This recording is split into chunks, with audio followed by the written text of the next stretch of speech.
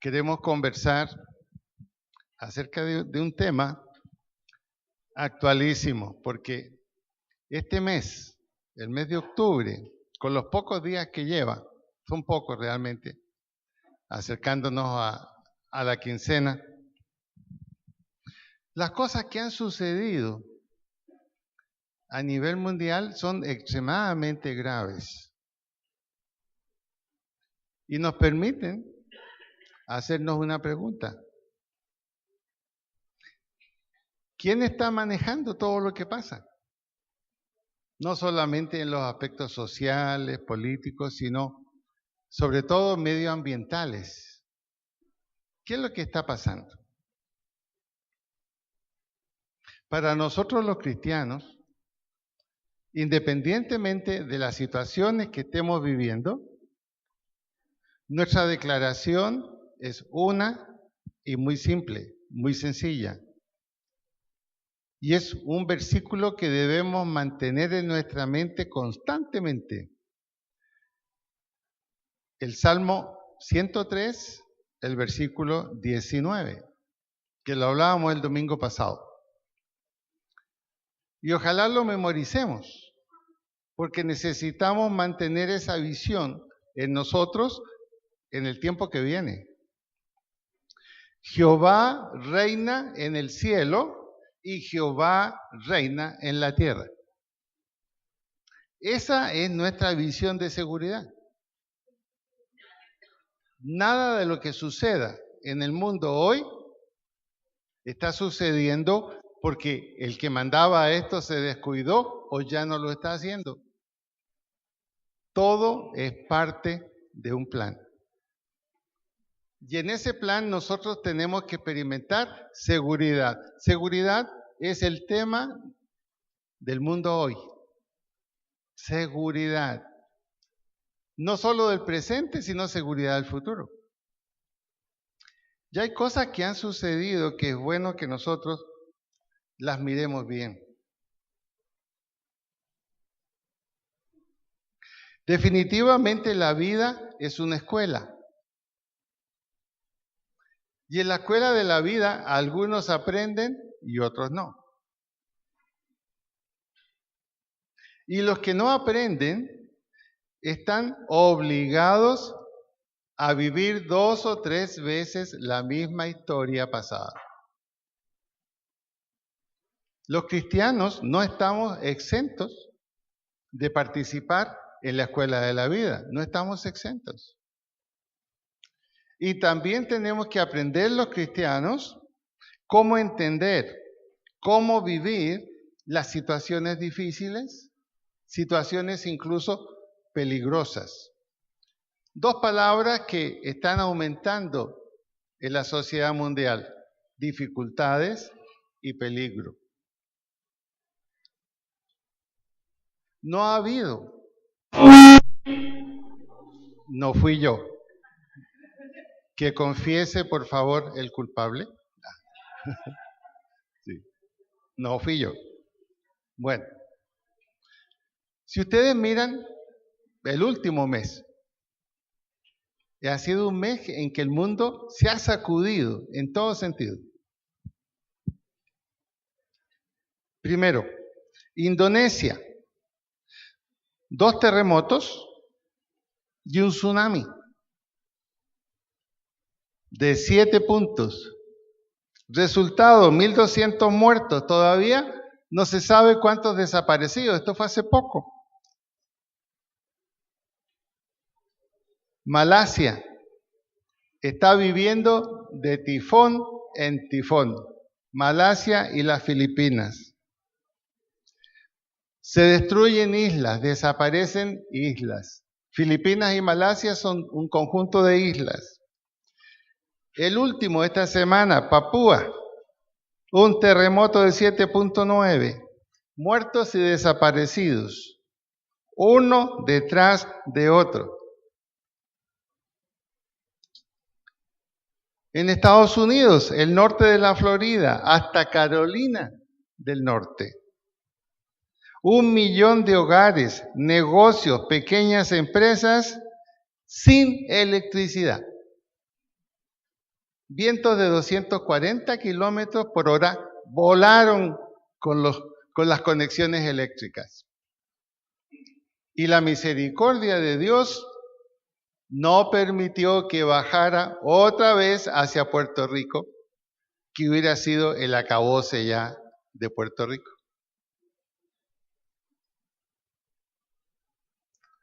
Alemania, Francia, Inglaterra, especialmente Alemania esta semana. Violencia y muerte por causas raciales. Están desfilando los grupos alemanes diciendo no más musulmanes aquí, no queremos violencia, no queremos abuso. Y han salido gran cantidad de musulmanes con un aviso en sus manos. No somos malos. Como diciendo, mire, no todos somos iguales, no somos malos, no estamos en contra de ustedes.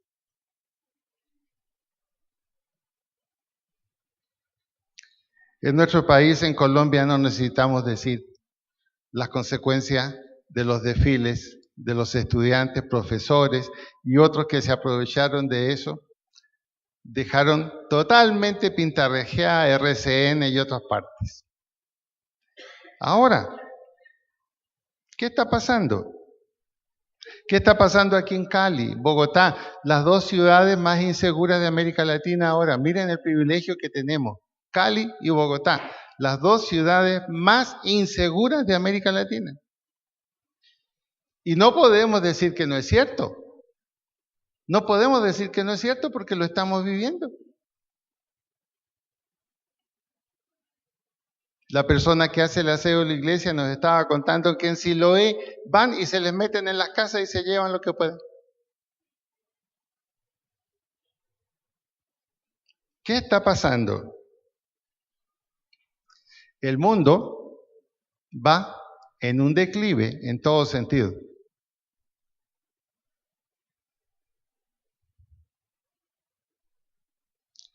En los periódicos de esta semana, seguramente usted lo vio, apareció lo que se llama un ultimátum medioambiental. Ya nos habían anunciado eso hace varios años atrás, que el 2030 sería un año crítico. Bueno, ya salió la explicación y es la siguiente. Dice, de aquí al 2030, que son 12 años, es la última oportunidad de hacer cambios para mitigar, no es para cambiar, para mitigar los efectos desastrosos del cambio climático. 12 años. Como mi hermano David en Chile, él ya se pensionó, pero siempre está relacionado con el Ministerio de Agricultura en Chile. Él trabajaba allí. Yo le mandé esta nota y me dijo, mira, en un WhatsApp, esto es lo que se venía anunciando y falta que agreguen otra cosa. Hay una obligación en el mundo para de aquí al año 2050 hay que aumentar la producción de alimentos en un 70%. Pero primero tenemos 12 años de plazo para mitigar en parte lo que está pasando con el cambio climático. Y yo le contestaba a mi hermano, le decía, pero cuéntame, vos que sabés de esto porque estás metido en el asunto, ¿qué se puede hacer para aumentar un 70% los alimentos para 7.000 millones de personas en el mundo en 20 años? En solo 20 años. Y la respuesta de él es esta. Hemos conversado mucho ese asunto acá.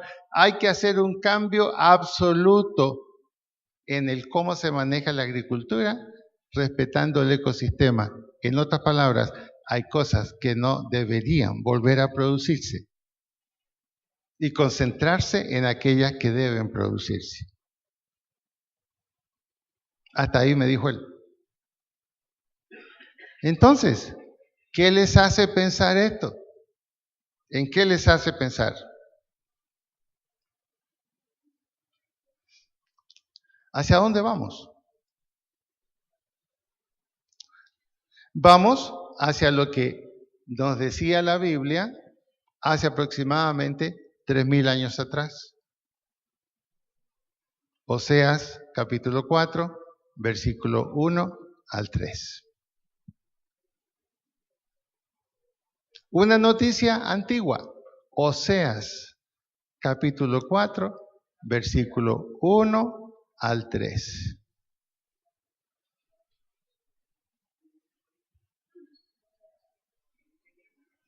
Oseas. O sea, yo no estaba diciendo, o sea que, entonces, ¿qué hacemos? No, es el libro de Oseas, el Antiguo Testamento. Oseas capítulo 4. ¿Se fijan? El teléfono no nos ayuda a ganar experiencia para manejar la Biblia. Porque el teléfono, usted aprieta un botón y ahí aparece inmediatamente. ¿Qué dice en Oseas 4, 1 al 3? Léalo allí, léalo.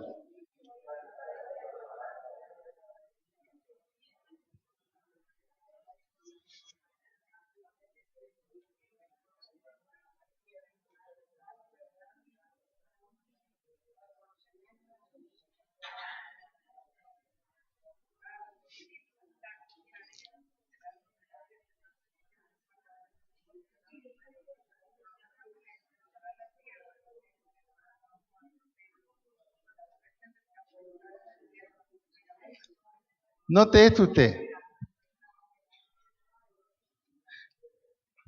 ¿Es optimista o es pesimista? Es pesimista.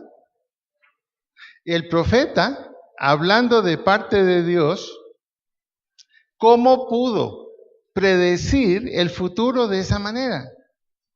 Él incluyó no solamente el problema del medio ambiente, ¿qué incluyó también?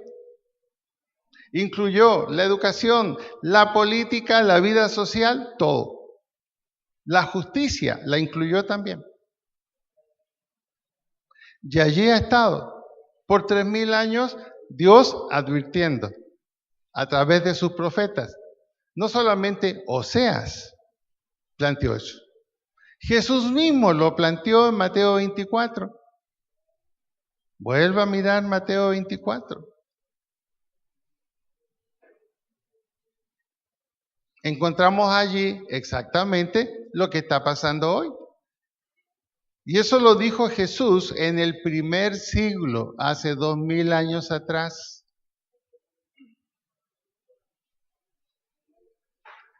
Oiréis de guerras, rumores de guerras, terremotos, pestilencias, hambres, conflictos sociales. Se entregarán unos a otros. Y el amor se enfriará. Lo que estamos viendo hoy. ¿Qué explicación hay para un hombre cuerdo, padre de familia, que viole a una niña pequeña y luego para ocultar lo que hizo la queme? ¿Qué explicación hay para eso? Mire, ni los animales hacen eso con sus crías. Y el amor de muchos se enfriará. Cuando el amor se enfría, ¿qué queda? Queda lo que dice el bolero: ódiame por piedad, yo te lo pido. Ódiame, quiero más que indiferencia, porque el odio hiere menos que el olvido. Si tú me odias, quedaré yo convencido que me amaste, amor, con insistencia. ¿Cierto? Eso es lo que estamos viviendo. Pero ten presente, de acuerdo a la experiencia, que solo se ama a lo querido. Es un hermoso bolero que muestra una realidad incompleta. Funciona cuando del odio pasamos al amor, pero no funciona cuando el odio continúa. Esa es la sociedad en que estamos viviendo. Ahora, los cristianos viviendo en este tipo de sociedad, viviendo en este tipo de problemática, ¿cuál debe ser nuestra actitud? En primer lugar, tiene que ser una actitud realista. No podemos negar lo que está sucediendo. Aunque no nos guste, no lo podemos negar. Y si las predicciones de los especialistas en distintas disciplinas nos dicen, vamos para allá, el tiempo se está acabando, sobrepasamos todos los límites, nos están diciendo, hay 12 años para mitigar, no para cambiar. Y de una u otra manera, en el 2050, se estima que la población va a ser más de 7.000 millones en el mundo. Y hay que aumentar un 70% la producción de alimentos. ¿Y qué dicen los agricultores? Se está acabando el agua en el mundo. ¿Cómo vamos a regar? Está aumentando el desierto. ¿Dónde vamos a sembrar?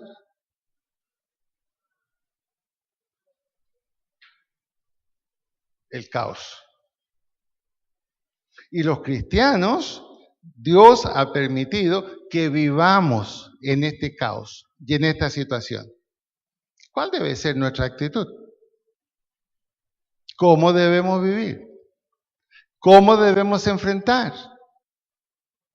este siglo XXI que a nosotros nos tocó enfrentar? ¿Cómo lo vamos a hacer? Primero, la visión en nuestra mente y en nuestro corazón muy clara. La del Salmo 103, versículo 19. Tenemos que memorizarlo. ¿Qué dice ahí? Jehová reina en el cielo y reina también ¿dónde? O sea que en medio de este caos, Dios no está ausente. Dios no está ausente en medio de este caos. Y Dios nos dice cómo tenemos que vivir en medio de esta situación.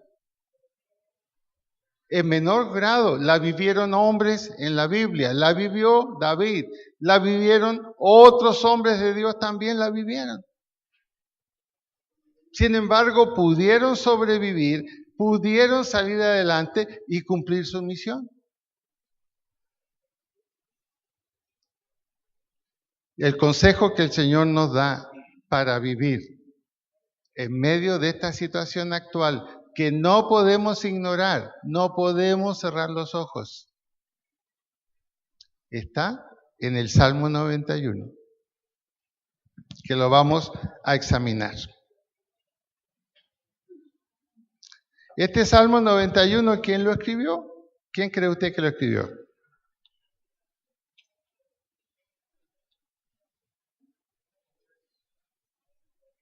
¿Alguien aventura un nombre? A ver, ¿quién lo escribió?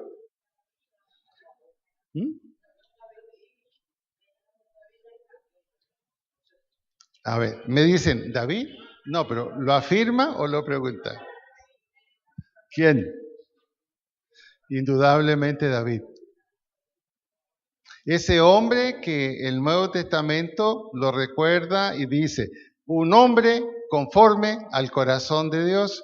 Y cuando un hombre es conforme al corazón de Dios, conoce y sabe lo que Dios piensa y lo que Dios aconseja. Vamos a leer el Salmo 91. ¿Están listos? ¿Ya lo encontró? Está en la mitad de la Biblia, el libro de los Salmos. Listo, vamos a comenzar.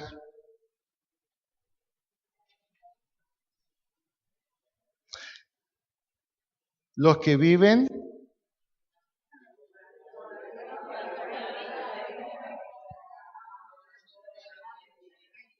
ok.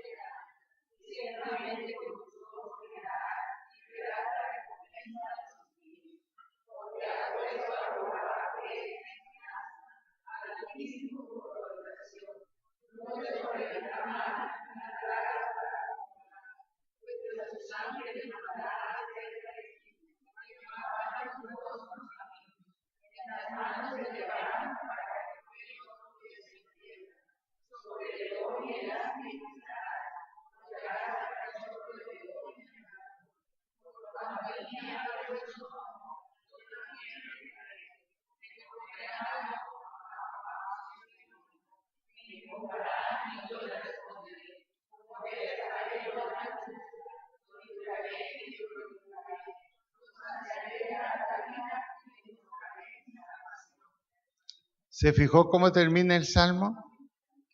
¿Qué es lo que Dios promete darnos? ¿Solo vida? Larga vida. En medio de toda esta situación de la cual nosotros somos testigos y la estamos viviendo, Dios nos dice, ojo, mira, esto es lo que yo pienso, esto es lo que yo voy a hacer, esto es lo que tú debes no solo creer, sino confiar. Examinemos el Salmo. En primer lugar, el versículo 1. Miremos bien el versículo 1. ¿Ustedes qué leyeron? El que habita al abrigo de morará. Ok, perfecto. Ahora, cuando miramos a fondo lo que nos dice este versículo, nos dicen, hay un solo lugar de seguridad. No hay otro. Y ese lugar de seguridad no es otra cosa que el amparo del Altísimo, la seguridad del Altísimo, el que habita al abrigo del Altísimo. ¿Qué significa la palabra Altísimo? No hay nadie superior a Él. En otras palabras, siempre nosotros decimos cuando hay un problema, hay que buscar un buen escondedero, ¿cierto? Es bueno un buen escondedero. ¿Cuál es el mejor escondedero para nosotros? Estar bajo la autoridad y el cuidado de Dios. Pero noten esto, este versículo 1 a lo que nos está invitando es a habitar privadamente con Dios. El tiempo privado con Dios. El tiempo donde le reconocemos a Él en todas las cosas. Es como un cuarto secreto de seguridad donde podemos estar. ¿Y cómo podemos estar en ese lugar secreto? A través de la oración. Es una invitación a la intimidad con Él. Es una invitación a estar en oración con Él. Es lo que hacemos, por ejemplo, con la cadena de oración. Y conversaba yo con Luz Ángela antes de que tuviéramos que comenzar el culto.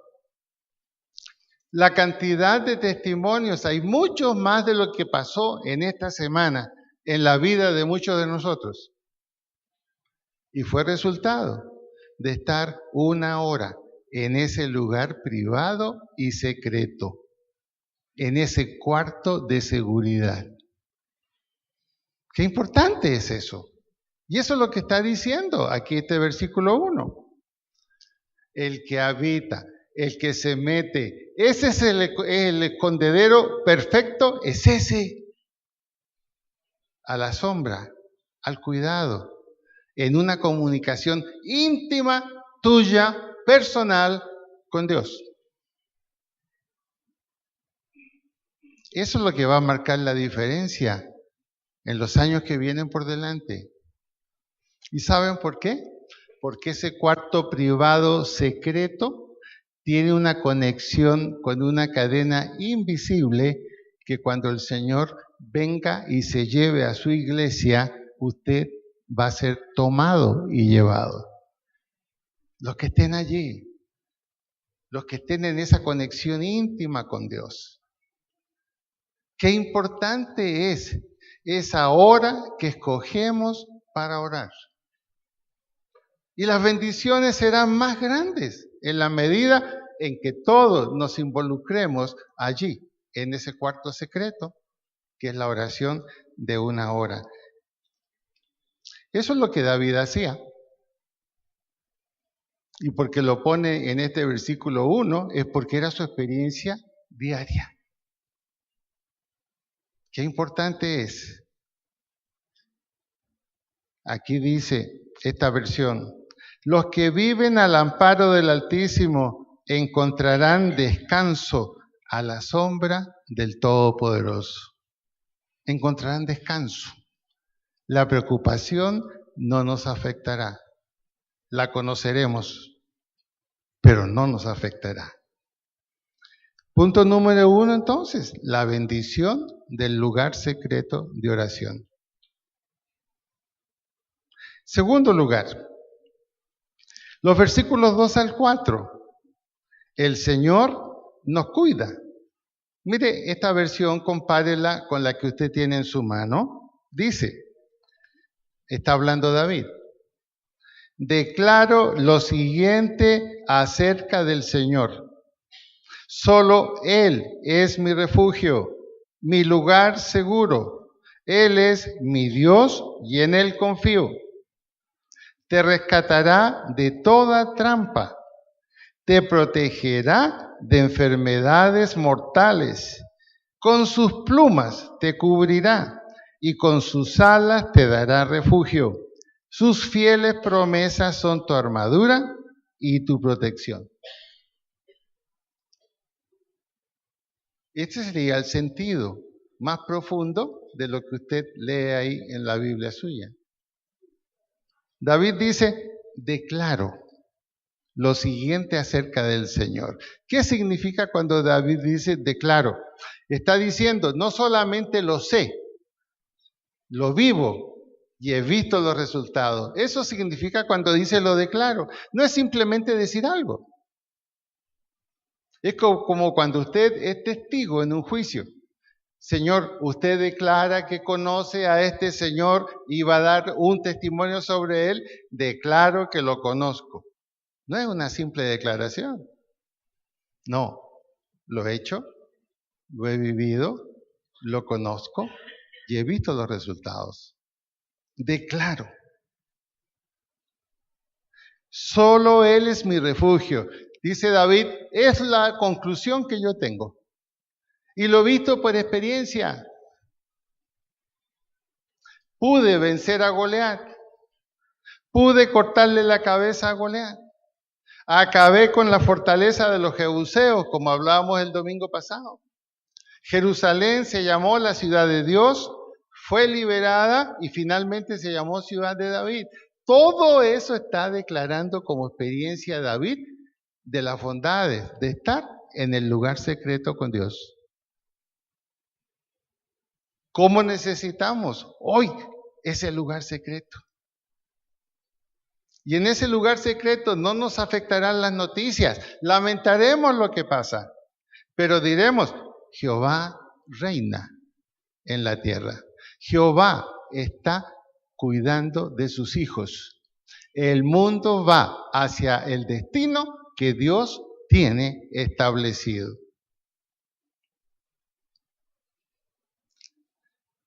Él es mi Dios y en Él confío. Estamos siempre en los versículos 2 al 4. Y aquí tiene que usted hacerse una pregunta. David dice, yo no confío en nadie más. Yo confío solo en Él. ¿En quién confía usted? A lo mejor sí confía en Dios, pero aparte de eso, confía en otras cosas. Ejemplo, mire lo que pasó en Venezuela. ¿Cuántos venezolanos confiaron en sus ahorros y en los dineros que tenían? Y ahora en la calle usted por 500 pesos, como agradecimiento le dan un billete, que a mí me han dado ya varios, de 50,000 bolívares. ¿Qué muestra eso? ¿Dónde tiene que estar la confianza? ¿Pensaron ellos alguna vez que eso iba a suceder? ¿No se acuerdan ustedes que los colombianos pedíamos lugar en Venezuela? Y vea, me dije colombiano y no soy colombiano. Ya, estoy así ya.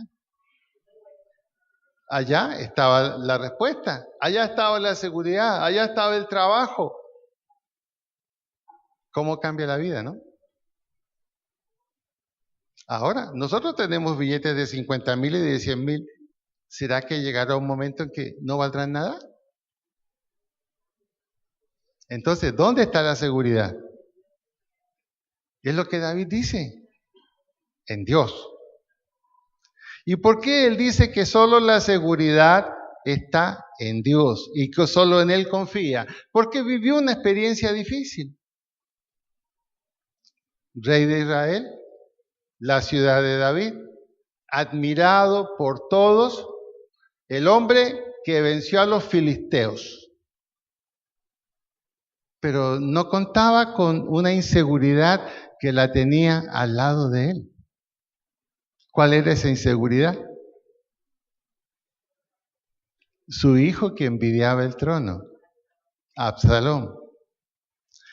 Y de un momento a otro la seguridad humana que él tenía, ¿en qué se transformó? En que tuvo que huir porque su hijo lo iba a matar. Y su hombre de confianza, su general de confianza, Joab, que se movía por principios absolutos, y él decía, no debemos dar por inocente al que es culpable, que él fue el que se metió al túnel del agua para arribar a la fortaleza judea por dentro y abrió la puerta para que el ejército de David entrara. Joab, ese hombre siempre fiel con David, captura a Absalón. Y David dice, por favor, no lo toquen a mi Absaloncito, no lo toquen. A pesar de todo lo que había hecho. Y Joab dijo, no. Y lo mata y le dice, tu hijo ha muerto. ¿Pensó alguna vez David que la seguridad del más grande rey de Israel iba a llegar al punto de que su hijo quisiera quitarle el trono y matarlo? Consecuencia de eso que David escribe este salmo y consecuencia de muchas otras cosas en su vida. Aquí dice, ni el reinado de seguridad. ¿Cuál es la única seguridad? Dios. Él es mi Dios y en Él confío. El versículo 3 nos habla también de algo que hoy pasa mucho. Te rescatará de toda trampa. Hoy en día vivimos en medio de tramposos, ¿o no? Estamos rodeados de gente honorable, bueno, aquí sí, ¿no? En la iglesia ya. Pero afuera, ¿vivimos rodeados de gente honorable? Hasta los justos pecan.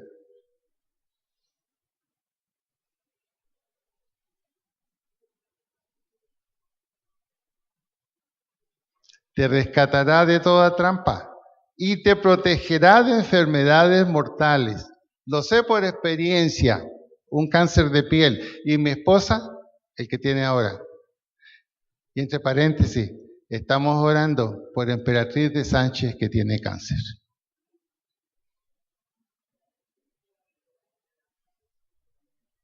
Pero será librada. Será librada. Y el versículo 4 dice, con sus plumas te cubrirá. Vaya a tratar de quitarle los huevos que está incubando una gallina, a ver cómo se le porta a la gallina. ¿Ah? Se le tira encima. Y si está el marido al lado, el gallo, peor. Peor.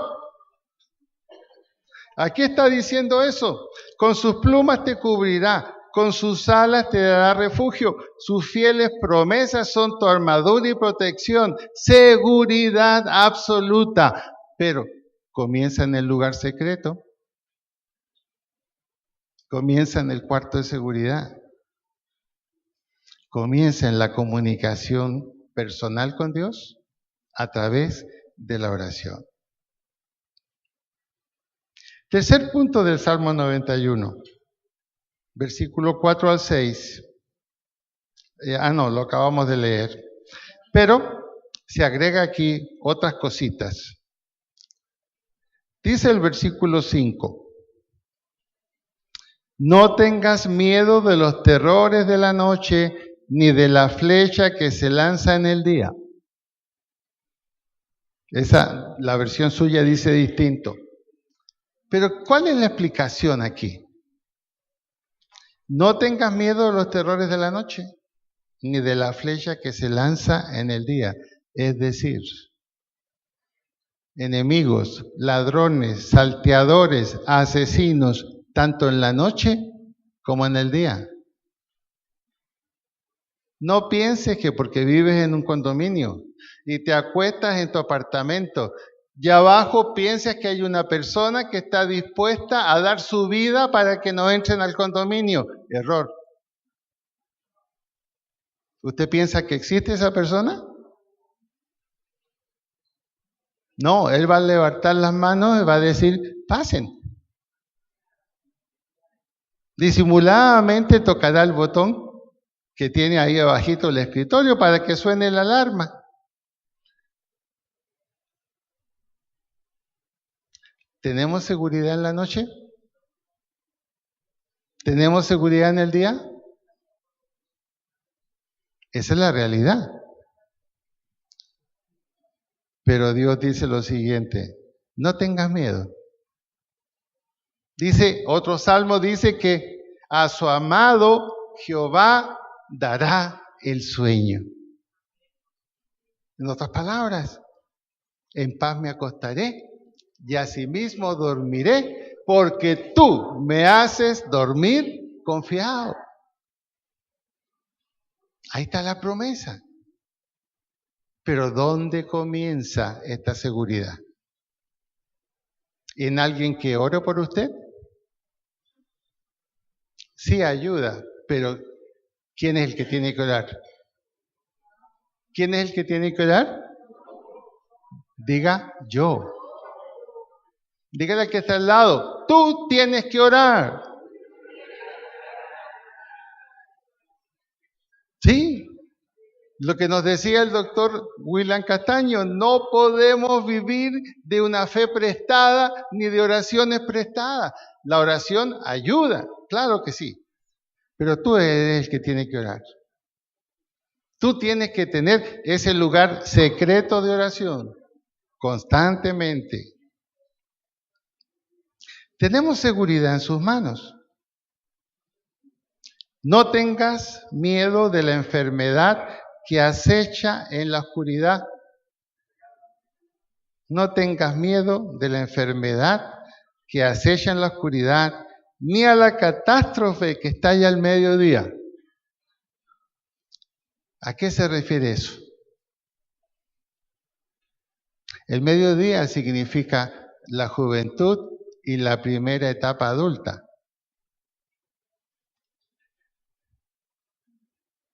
¿Y la noche qué significa? La tercera edad.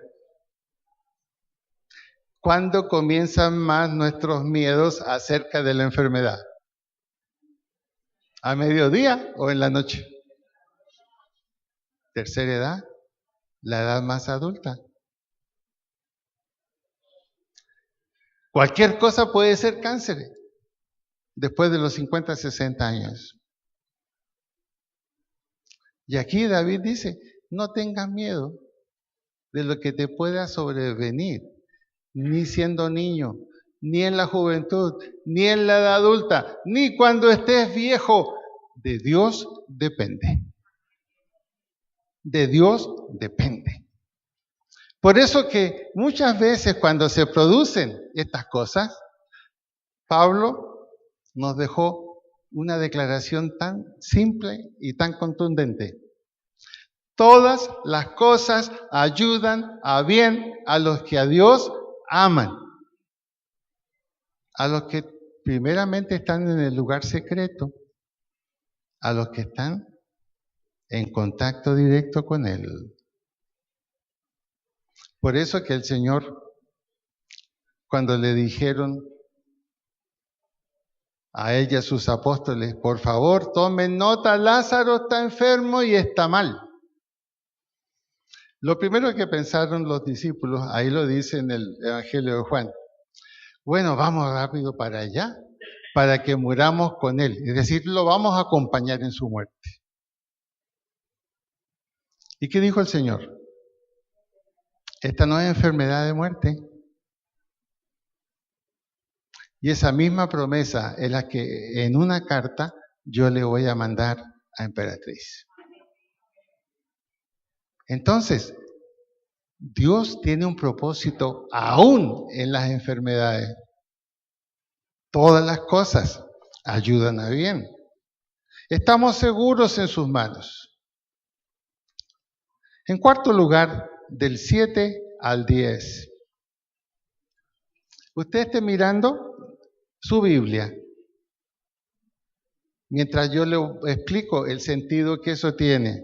Esté mirando su Biblia, los versículos 7 al 10. Dice, aunque caigan 1000 a tu lado, aunque mueran 10,000 a tu alrededor, esos males no te tocarán. Parece egoísta, ¿cierto? Como que Dios dijera, y los demás que se las arreglen solo. ¿Qué deber tiene usted como padre? ¿A quién tiene que cuidar? ¿A los hijos o no? Bueno, y si Dios es nuestro modelo de padre, ¿a quién cuida Él primeramente? ¿Y quiénes son sus hijos? Todos aquellos que aceptaron a Cristo en su vida como su Salvador y creen y cumplen las ordenanzas que están en su palabra. A ellos se dirige Dios y les dice eso. No te preocupes, aunque caigan 1000 a tu lado, aunque mueran 10,000 a tu alrededor, esos males no te tocarán. Una estadística que a mí me encantaría conocer, pero no la hacen. Con todas estas catástrofes que han habido, tratar de saber qué pasó con los creyentes en esas catástrofes. Y yo apostaría mi cabeza a que la mayoría de ellos sobrevivieron. No todos, pero la mayoría de ellos. Seguridad. Y en el versículo 8, lean su Biblia. ¿Qué dice el versículo 8?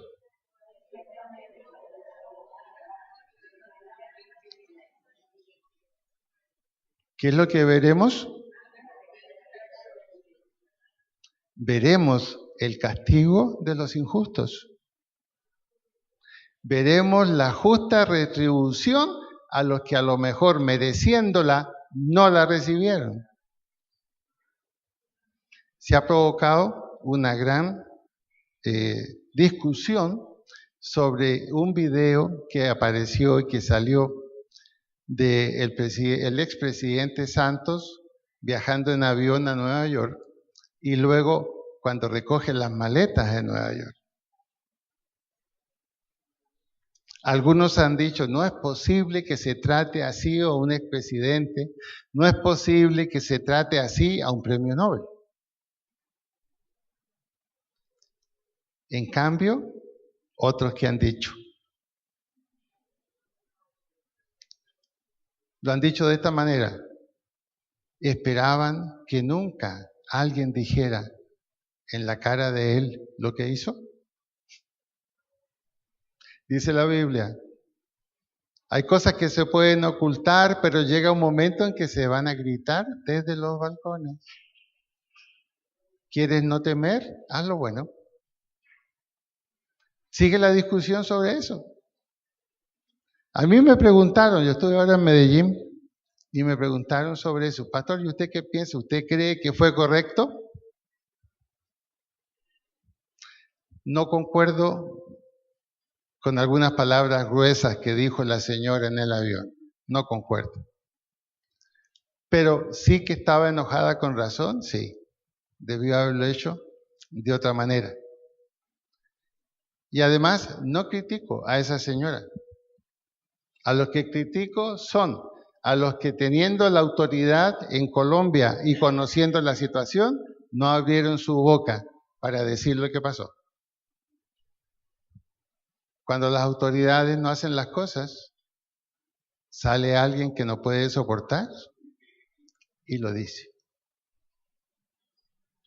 Pero somos testigos de lo que dice aquí. En el versículo 8 podríamos decirlo de esta manera a la luz del original. En el original dice así: simplemente abre tus ojos y mira cómo los perversos reciben su merecido. Ese es el sentido del versículo 8. Y eso es para nosotros también. Cuidado, dice el Señor, cuidado con lo que haces, porque otros van a abrir los ojos y simplemente te van a dar tu merecido. No van a tener compasión de ti si haces lo malo. Nosotros veremos también finalmente el juicio de este mundo, en que el justo juez, que es Dios, dará a cada cual lo que corresponde. A los de la derecha les dirá: venid aquí, benditos de mi Padre, para lo que ha sido preparado desde la eternidad para ustedes, los creyentes, los hijos de Dios. Y los que están a la izquierda, fuera, apartados de mí, hacedores de maldad. No sé, eso no le podría decir yo. No conozco la vida personal del presidente y sí me gusta mucho. Ahora, cuando dice, simplemente abre tus ojos, aquí está diciendo también otra cosa. Hay conciencia en la vida eterna. Hay conciencia al vivir con Dios en la vida eterna. Nuestros ojos van a estar abiertos. Habrá conciencia y veremos cómo los malos son castigados. Y daremos gracias porque a nosotros se nos eximirá de toda culpa si como hijos de Dios hemos cumplido lo que Él nos ha pedido. O sea que no podemos decir, uno muere sin ver el castigo del culpable. No, error. Lo veremos. Lo veremos. Allí sabremos que no fue en vano que nos cuidamos. No fue en vano que buscamos hacer lo bueno. Veremos la recompensa nuestra.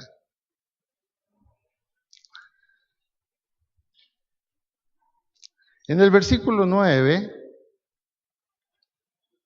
otra vez la condición.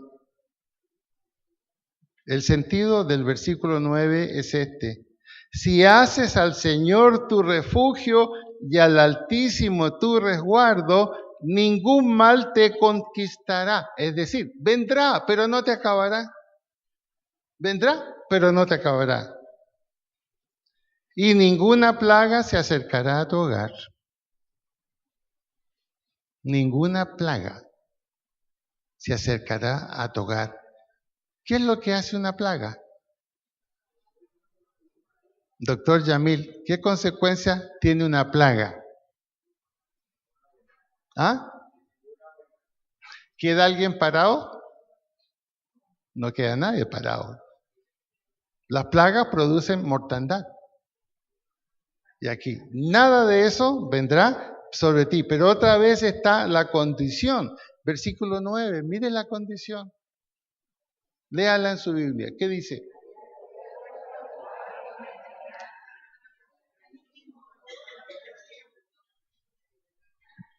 Otra vez, el cuarto secreto, el lugar de seguridad, No te descuides, el lugar de seguridad, el lugar secreto. Versículo 11, muy sencillo. Nuestra protección, nuestro equipo de seguridad. ¿Cuánto cree que vale ese equipo de seguridad que está ahí? Mírenlo en la Biblia. ¿Cuál es nuestro equipo de seguridad según ese versículo 11?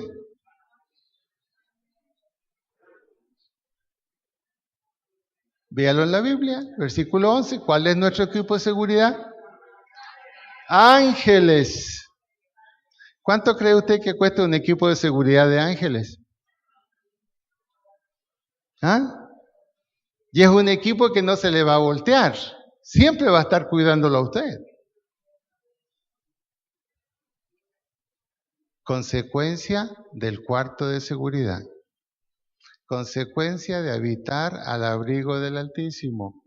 Consecuencia de morar bajo el Omnipotente. A veces uno no se da cuenta, pero surgen situaciones, surgen personas que en determinado momento no son nada tuyo, pero te ayudan. O te abren la puerta para algo. O te avisan.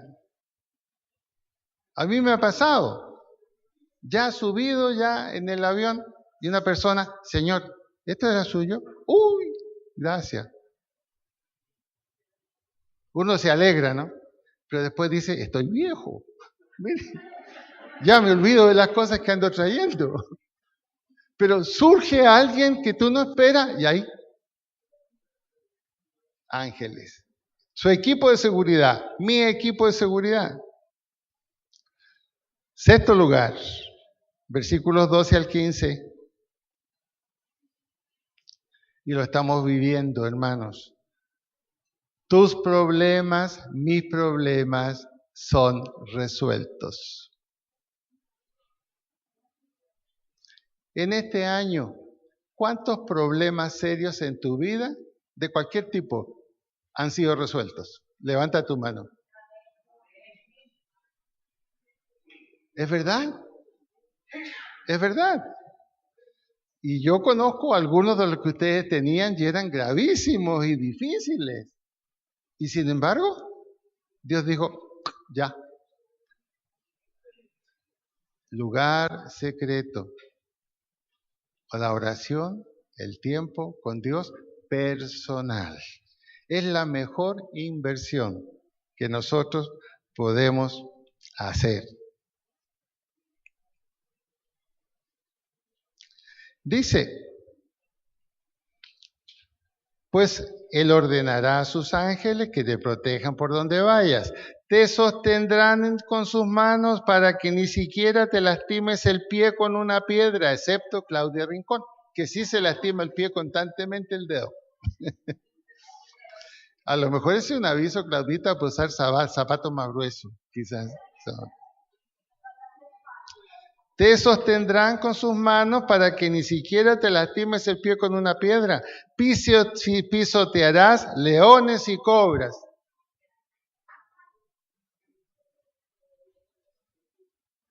¿Sí o no? ¿Verdad o no? Que se pisotean león y cobras, incluso leones, ¿cierto? Mónica, así es. Aplastarás feroces leones y serpientes bajo tus pies. Esto no se refiere a ninguna suegra, cuidado, no se refiere a eso, sino a dificultades difíciles, problemas insolubles, cosas que ponen en peligro tu estabilidad, tu seguridad. Allí estará el Señor. Y finalmente, la mejor promesa de este salmo. Los versículos 14, 15 y 16. Mírenlos en su Biblia, por favor. Versículos 14, 15 y 16. Veamos el sentido que tienen estos versículos. Dice, el Señor dice, esta es la promesa, El Señor dice, rescataré a los que me aman, protegeré a los que confían en mi nombre. Cuando me llamen, yo les responderé. Estaré con ellos en medio de las dificultades, los rescataré y los honraré. Eso es tremendo. Es decir, que en cierto momento los problemas que te rodearon, las situaciones que te rodearon, las personas que te rodearon, hundieron con tu honra y con tu prestigio.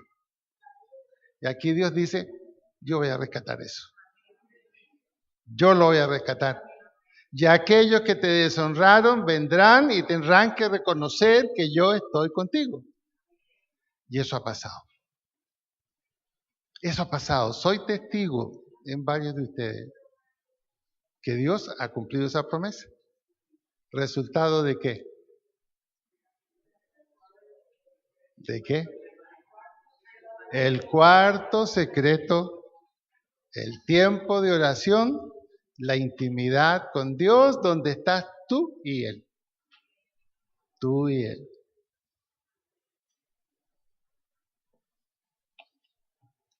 Entonces,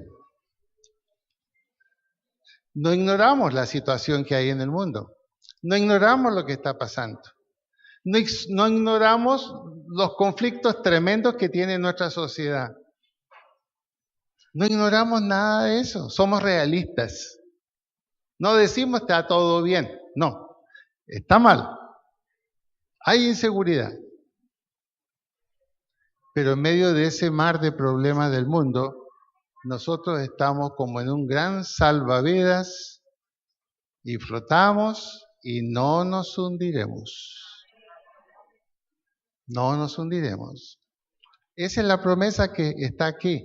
Este es uno de los increíbles salmos de David. Pero este salmo no es una pieza literaria, no es un poema. Es el resultado de una experiencia. Es el resultado de una experiencia de vivir con Dios. En ese sentido es un desafío para que nosotros hagamos esa experiencia, la nuestra también, la nuestra. Ahora, si Dios nos muestra tanta fidelidad en su protección, ¿cómo tenemos que responderle a Él? ¿Cómo tenemos que responderle a Él? Por ahí dicen que amor con amor. Entonces, ¿con qué se paga la fidelidad de Dios? Con fidelidad. Con fidelidad. La fidelidad es clave en los tiempos que estamos viviendo. Cumplir con lo que Dios nos pide. Ser honestos con Dios. Y Dios también responderá de la misma manera para con nosotros. Entonces, ¿tenemos que asustarnos de las noticias o decir, mejor no las conozco? No, en absoluto. Ahí está la realidad, pero por encima de la realidad, la visión. Jehová reina en el cielo y Jehová reina en la tierra. Y nosotros estamos de la mano del mandamás del universo. Y eso por la gracia del Señor Jesucristo. No olvidemos eso. Y sigamos adelante en fe y en confianza. Vamos a ponernos de pie para orar.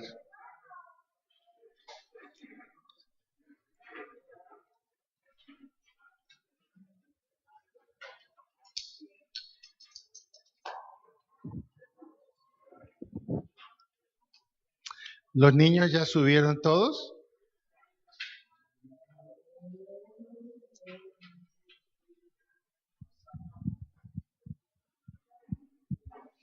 Muy bien. Si los niños están con sus profesores, ojalá estén al lado de ellos para que no tengamos dispersión.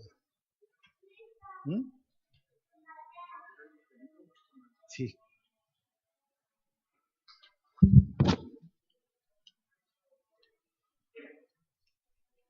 Vamos a inclinar nuestra cabeza.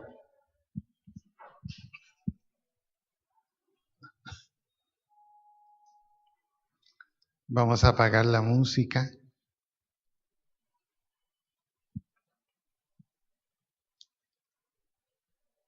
Vamos a quedarnos en silencio.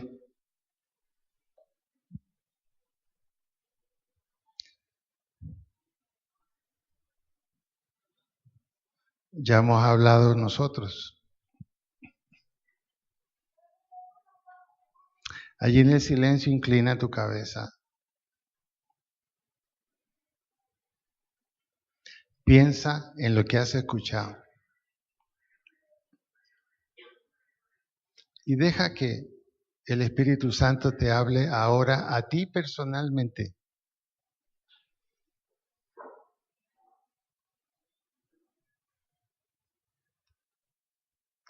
Y sin duda alguna, el Espíritu Santo te va a hablar.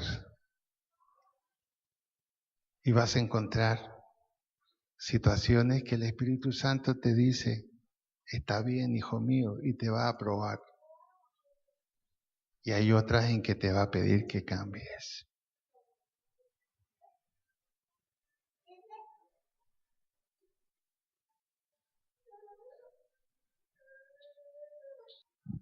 Gracias, Señor, por tu palabra en esta mañana. Gracias porque también allí estás hablándonos a cada uno de nosotros.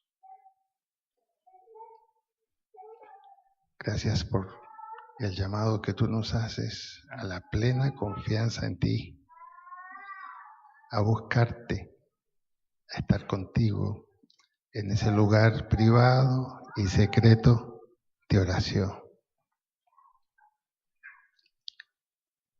Te damos gracias, Señor, por este tiempo de tu palabra.